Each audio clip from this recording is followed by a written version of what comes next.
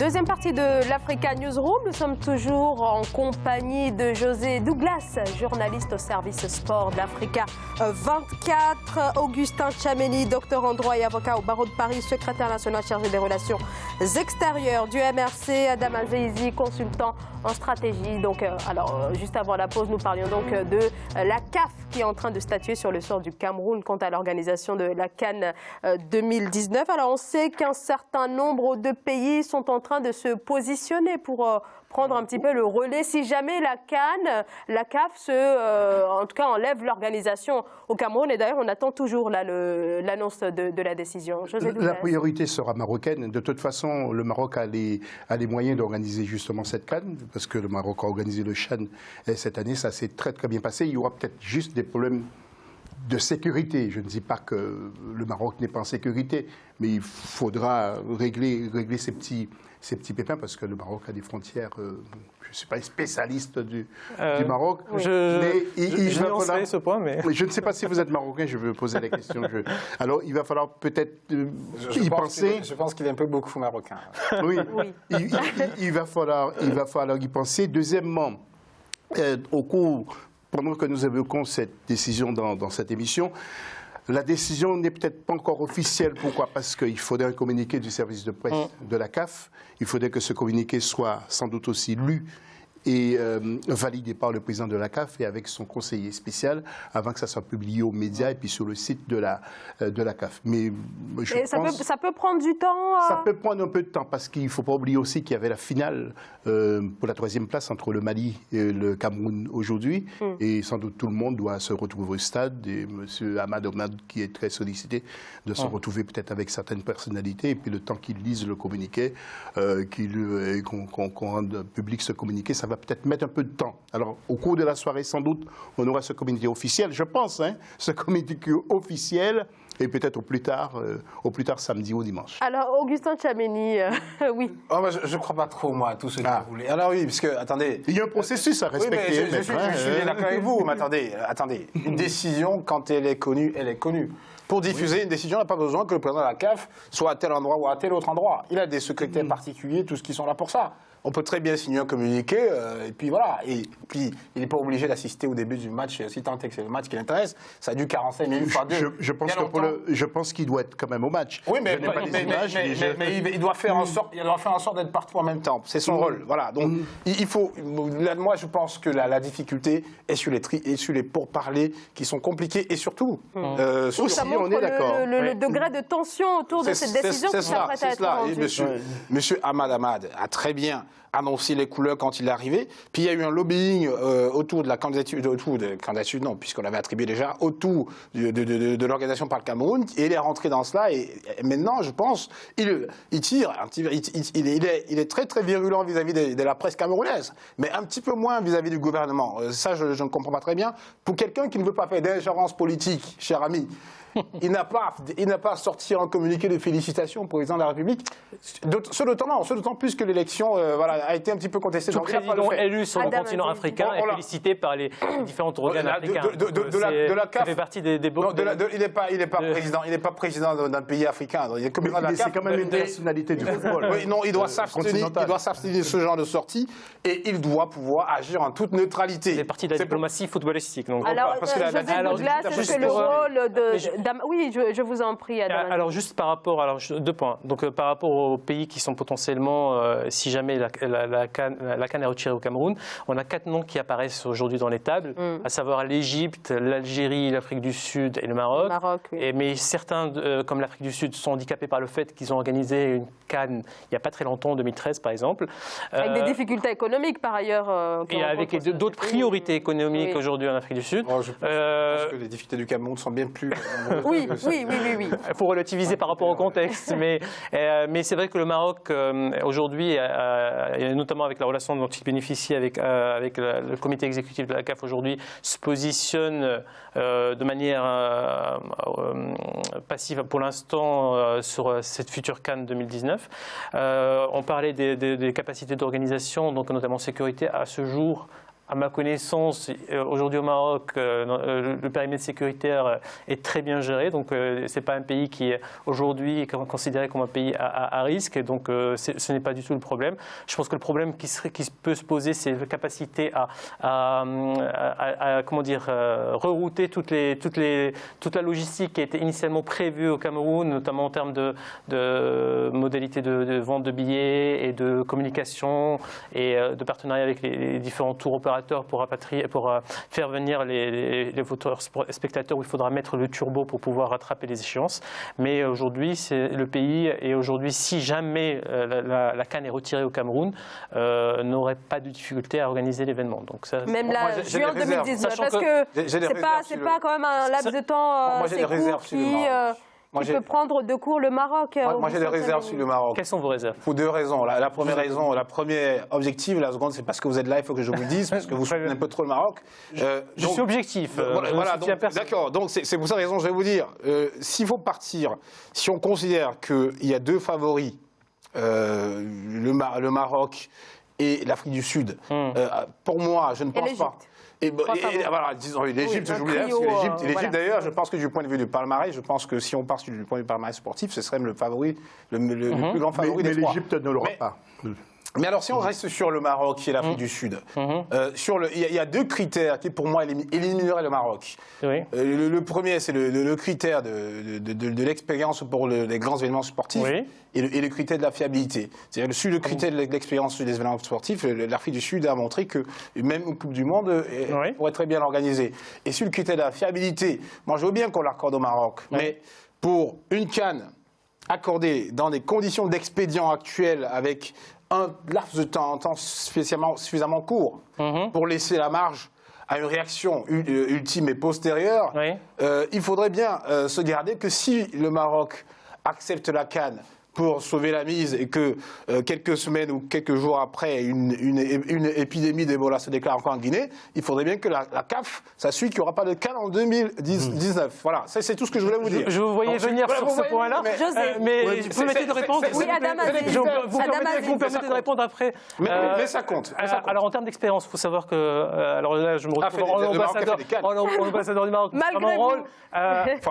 En termes d'expérience, le Maroc a l'habitude d'organiser de type d'événements. Il faut savoir que le Maroc a organisé notamment la Coupe du Monde des clubs. Le Maroc s'est positionné maintes reprises pour l'organisation de la Coupe du Monde avec des dossiers qui étaient quasiment finalistes et donc pour des enjeux politiques prioritaires.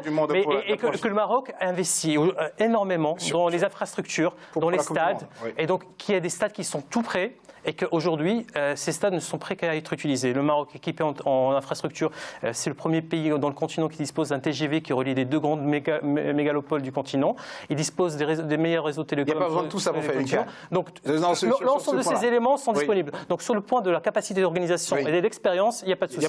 Sur le deuxième point, ce que vous évoquez, c'est-à-dire ce qui s'est passé en 2015 lors de la crise. Sur les aléas.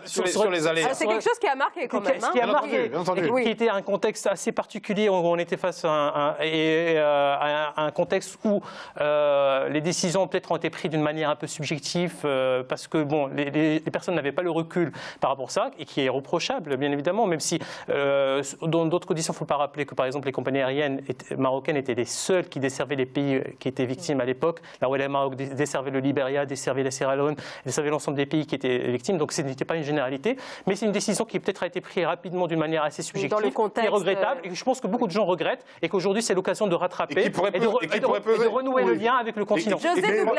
Le Maroc aurait dû quand même faire un effort pendant cette période-là. Bon, tout le monde a beaucoup regretté le comportement du Maroc. Alors moi, ce que je voudrais aussi dire, c'est que la CAF aurait pu décider aussi une co-organisation entre le Maroc et le Cameroun. Pourquoi pas?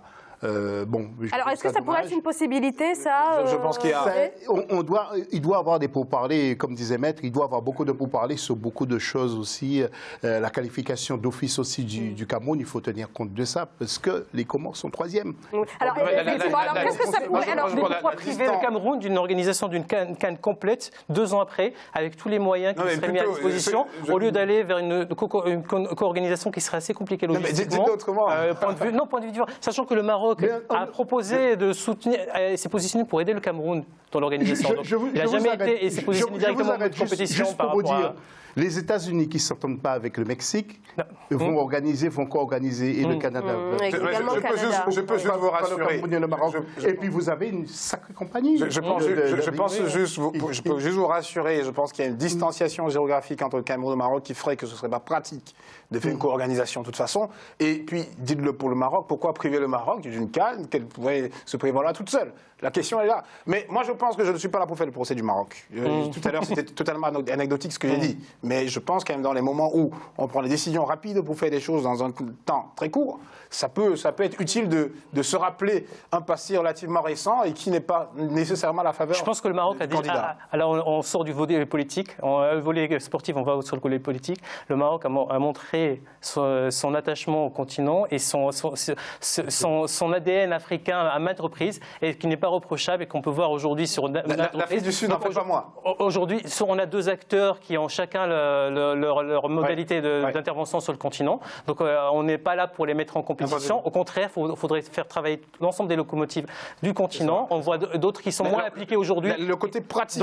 Donc aujourd'hui, c'est un choix de sécurité au contraire qui serait de proposer un pays qui est déjà prêt et qui a envie. Parce que tout le monde n'a pas envie. On parlait de l'Égypte. L'Égypte, c'est une option, mais qui n'est pas aujourd'hui un consensus. Alors effectivement, le Maroc veut cette oui, mais le Maroc a les infrastructures. Après être passé à côté de... par exemple, au niveau des transports aériens, le Maroc est hyper bien équipé. Maintenant, toutes les villes sont bien desservies. Et puis les stades, lorsque vous voyez, vous allez même sur les sites, vous allez voir, il y a de... Alors on a vu quelques images. L'intérieur au Maroc et les villes africaines aussi, ce qui permettront de faire venir des supporters. Alors, je ne peux pas m'empêcher de vous en parler, c'est au niveau maintenant des supporters. Si le Maroc ne va pas jusqu'au bout, qu'est-ce qu'a le comportement des supporters marocains? Alors, on peut toujours se poser, moi je me pose la question personnellement, parce que ce sont des passionnés. Et ça, c'est le choix en termes de modalités d'organisation et d'attractivité des billets, c'est-à-dire la capacité du marketing à mettre en place des packages, des offres qui attireraient des spectateurs locaux, mais également des spectateurs du continent, parce qu'aujourd'hui, la force, c'est la capacité de spectateurs venant d'autres pays africains de se déplacer sur des vols directs pour aller voir, encourager leurs équipes à des prix qui sont assez compétitifs, qui sont parfois plus compétitifs que des vols, par exemple, qui seraient entre le Togo et le Ghana, par exemple, qui sont des pays voisins. Donc ça, c'est ça la force et la capacité. Donc capacité à faire venir des spectateurs africains. Il y a la diaspora africaine, qui est présente, qui pourra encourager leur pays. Et également, sur les supporters locaux, mettre en place des packages qui les pousseraient à aller assister à des matchs qui seraient un peu moins spectaculaires que d'autres, mais qui donneraient à cette canne je pense que le Maroc aurait dû vous emmener dans la délégation pour défendre cette candidature, parce que vous le faites très bien. Mais une fois de plus, moi je crois que tous ces critères d'infrastructure routière, autoroutière dont dispose le Maroc, personne n'en disconviendrait, parce que le Maroc économiquement est très développé par rapport à beaucoup de pays africains. Mais il faut savoir, dans le contexte africain, c'est des critères qui comptent sans doute, mais pas à ce point. C'est-à-dire que si on regardait rigoureusement ces critères-là, pas grand monde pourrait organiser la CAN. Donc il faut savoir que les critères sont ceux-là, mais un peu plus ailleurs aussi. C'est-à-dire que... Alors visiblement oui, puisque je ne vous cache pas que le Cameroun était à 2 doigts d'organiser quand même la Coupe du Monde en 2026. Le Maroc, vous voulez dire? Le Maroc, oui, bien entendu. Le Marocain, et qu'aujourd'hui, c'est présent sur un autre ticket. J'ai vu le dossier de presse. Tout à fait. C'était un très bon dossier. C'est d'autant plus une candidature sérieuse que, justement, on serait effectivement pas surpris que le Maroc hérite de cette canne. Je sais que les Marocains veulent aussi rattraper cette canne manquée qui est allée en Guinée équatoriale, mais moi je vais vous dire, ce qui me plairait davantage dans la candidature du Maroc, c'est que si on l'attribue au Maroc, le Cameroun a plus de chances de se qualifier parce que vous serez premier, nous serions peut-être deuxième, et de point de vue pratique, ça fonctionnerait. Mais pour le reste, que ce soit le Maroc ou l'Afrique du Sud, je veux dire, à partir du moment où on nous retire la canne, ça peut aller. Ce qui est pour moi le plus important dans cette histoire, c'est également le fait de faire en sorte que le Cameroun puisse être prêt en 2021 pour accueillir cette CAN avec les infrastructures. 2023. 2023. On parlait plutôt de remplacement de la Côte d'Ivoire. Oui, Côte d'Ivoire, c'est en 2021. On m'a laissé entendre que ce serait probablement en 2023. À la place de la Guinée-Conakry, mais est-ce que la Côte d'Ivoire acceptera de Écoutez, même en 2025, nous prendrions volontiers. La question aujourd'hui, c'est profiter de cet événement pour faire, parce que la CAN, c'est quoi l'objectif derrière? Mis à part que ce soit un rendez-vous sportif où tous les Africains se retrouvent autour d'un ballon rond, c'est également l'opportunité pour certains pays d'investir dans des infrastructures qui n'étaient pas prioritaires peut-être dans l'agenda d'investissement du pays, mais qui, par rapport à cet événement, par rapport au retour sur investissement par rapport à ces événements, auraient les moyens de se structurer. Et donc aujourd'hui, le Cameroun vise des chantiers de télécom, d'infrastructures, d'hôtellerie sur lesquels il investit et j'espère que ça sera une très bonne opportunité pour le Cameroun et qui redonnerait un peu d'attractivité. Je ne suis pas entièrement d'accord avec vous. Écoutez, moi j'ai confiance au Cameroun dans sa capacité en 2021 à se positionner. Moi je commençais à avoir vraiment un bon penchant pour le Maroc, mais vous défendez un peu trop le Cameroun. Écoutez, c'est mon côté africain. Mais d'une manière qui n'est pas appropriée. Parce que moi je vais vous dire, on a vu avec le Gabon les infrastructures sportives qui ont été montées de toutes pièces. Je ne suis pas sûr qu'il y ait eu retour sur investissement parce que juste après la CAN, crise économique au Gabon, il a commencé à avoir, même les étudiants gabonais ici à Paris ont fait grève. Donc non, c'est pas le retour sur investissement n'est pas garanti. Oui, alors quand même, un dernier mot, José, parce qu'il faut mais pour les pays comme les nôtres, le Cameroun, d'accord. Donc il y a probablement, il pourrait y avoir, parce que il faut toujours prendre. Je pense qu'il faut rester dans le contexte de chacun des pays. Le Maroc, par exemple, c'est d'abord un pays très touristique. Donc il est normal que le Maroc puisse faire des projections sur ce que vous dites. Mais sur le Cameroun, dans le cas du Cameroun, c'est pas pareil. Et pourquoi pas développer le tourisme au Cameroun? Mais on pourrait. Alors quand même, il n'y a pas besoin d'attendre la CAN pour se faire, parce que il faut des infrastructures. Mais parce que nous avons d'autres difficultés, d'autres problèmes. Pas sûr qu'on fait ces investissements et qu'on ait un retour. En tout cas, pas dans l'immédiat, alors qu'on a des problèmes beaucoup plus expédients. José, alors quand même un dernier mot sur les conséquences, si jamais il y a effectivement un retrait de l'organisation au Cameroun. Qu'est-ce que ça pourrait avoir au niveau de la recomposition des équipes Non, il y aura peut-être juste quelques conséquences financières. Bon, je ne suis pas spécialiste des finances, mais quelques conséquences financières pour le Cameroun. Vous avez notamment évoqué tout à l'heure le sort des Comores, par exemple. Le sort des Comores, tout simplement, dans le classement du groupe, il y a un dernier match qui doit se disputer au mois de mars, disons la finale. Toutes les équipes vont jouer en même temps. Alors, les Comores sont 3e avec 5 points. Et le Cameroun est 2e avec 8 points. Imaginons que les Comores gagnent largement. Et en goal average, les Comores sont devant le Cameroun. La CAF doit quand même dire aux Comores, qu'est-ce qu'on fait? Alors peut-être les Comores termineront éventuellement, enfin, pourront se qualifier en tant que meilleur 3e ou 2e. Enfin, il va falloir gérer cette affaire. Ça va être une drôle de dossier. Alors moi, ce que je souhaite aussi pour conclure, c'est que nous puissions avoir une belle CAN 2010. Tout à fait. Moi, je souhaite aussi que si c'est au Cameroun, je souhaiterais aller couvrir la CAN au Cameroun. Et si c'est le Maroc, je pense pour répondre très africain pour répondre très rapidement à ce que vous dites sur les qualifications probables. Moi, je pense que si on part sur l'idée de retrait d'une compétition, il faut aller jusqu'au bout. Si les textes de la CAF prévoient effectivement ces hypothèses, du Cameroun aussi. Si les textes de la CAF prévoient ces hypothèses qu'on applique, ce qui est prévu. Mais il me semble normal que si, par exemple, si d'aventure le Cameroun se retrouve 3e et pas 2e pour être qualifié, et qu'on venait à lui retirer la compétition, ça ne me choquerait pas qu'on lui retire sa participation. Voilà. Merci beaucoup, messieurs, pour vos explications. Un grand merci à vous, José, de m'avoir rejoint sur ce plateau pour évoquer donc ce sort du Cameroun. Et on attend toujours d'ailleurs... Et si vous me permettez, juste dans l'AFC, n'oubliez pas l'AFC à 16h GMT, à 15h GMT, nous allons beaucoup en parler. Effectivement, je pense que vous allez revenir très largement sur cette décision qui va donc être annoncée au cours peut-être des prochaines heures, prochains jours, au sujet donc du Cameroun et de l'organisation de la CAN 2019. Un grand merci à vous, José Douglas. Vous devez donc nous quitter. Et quant à nous, on va marquer une très courte pause et on se retrouve dans quelques instants. À tout de suite.